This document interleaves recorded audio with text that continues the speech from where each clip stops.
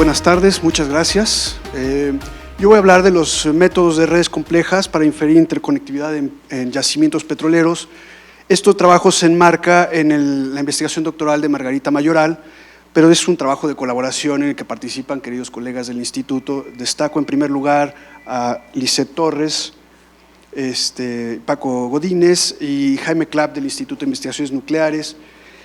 Y el problema del que les voy a hablar es un reto que nos llegó de Pemex, lo lanzó el doctor González Guevara.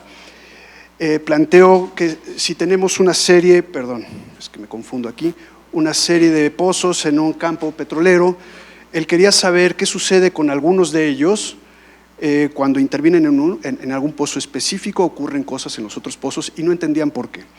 Entonces nos mandaron un conjunto de información que pues tiene estas características. Aparte nos mandaron los datos de producción históricos desde los años 85, me parece 80, 85, por ahí así, que contienen, por ejemplo, producción de aceite, producción de corte de agua, producción de gas, presiones en el fondo, en la cabeza, etcétera.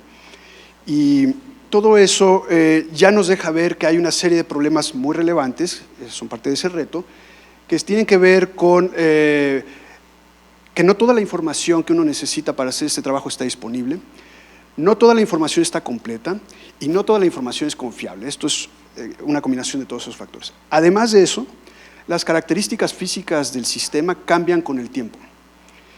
Y hay que reconocer que la interrelación entre los diferentes parámetros es muy compleja. Por ejemplo, alguien podría aquí decir, bueno, ¿y cómo participa la salinidad de la salmuera del agua congénita en la depositación de asfaltenos? Bueno, pues no lo sabemos, pero está ahí metido. Entonces tenemos ese problema.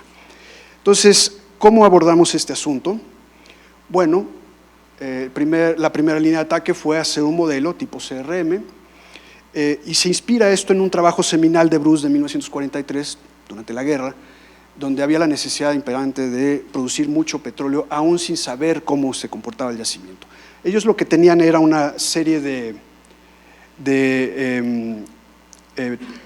pozos perforados ya y tenían evidencia de lo que producían esos pozos. Entonces lo que hizo Bruce fue decir, bueno, no nos ocupemos de todo este sistema que es muy, muy complejo, hagamos un modelo aproximado de eso que podamos estudiar en un laboratorio con elementos simples y con la evidencia que tenemos en superficie podemos ir ajustando eso que está allá y quizás podamos hacer algunas inferencias. Esa fue la propuesta.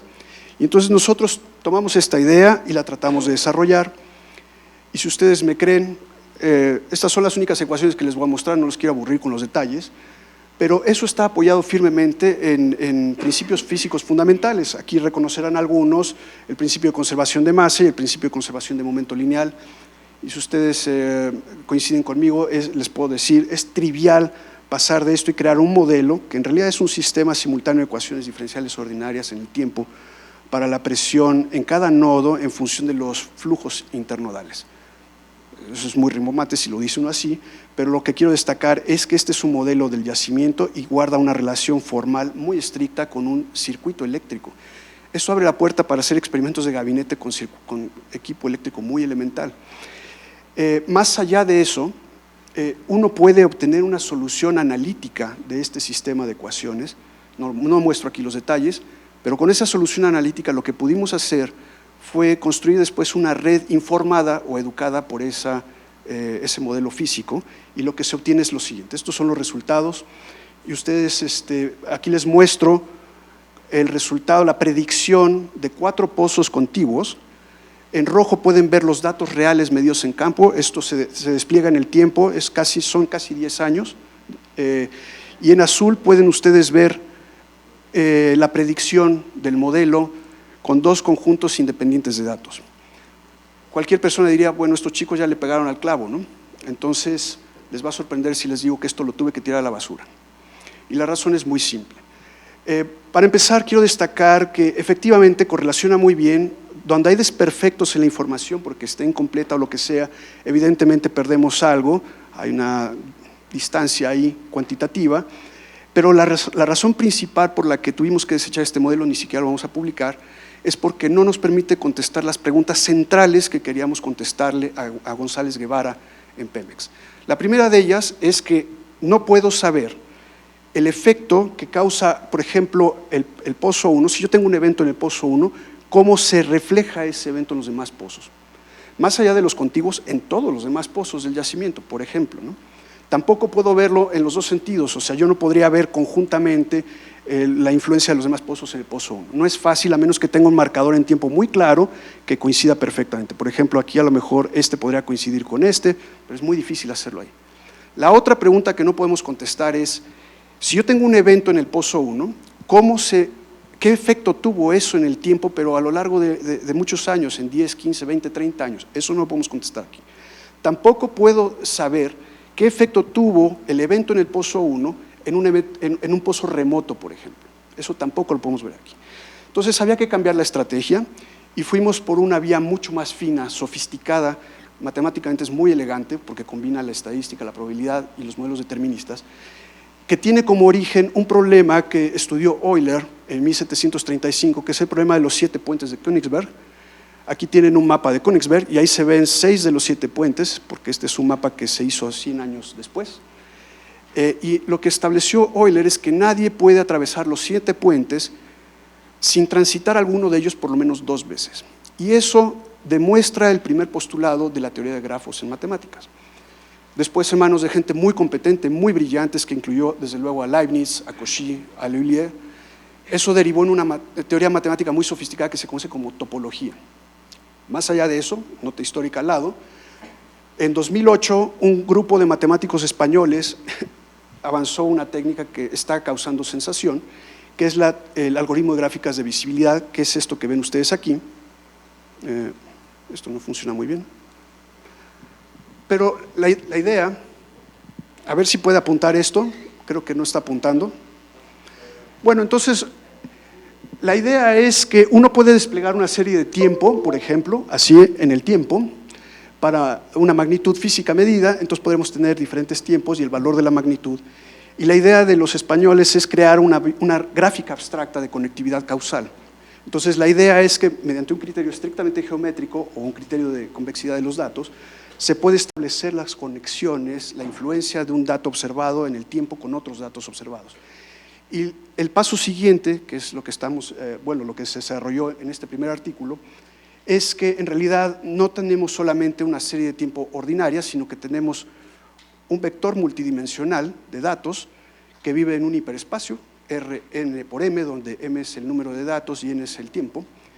Y entonces desplegamos en un tercer eje el estado sucesivo en diferentes tiempos de ese sistema.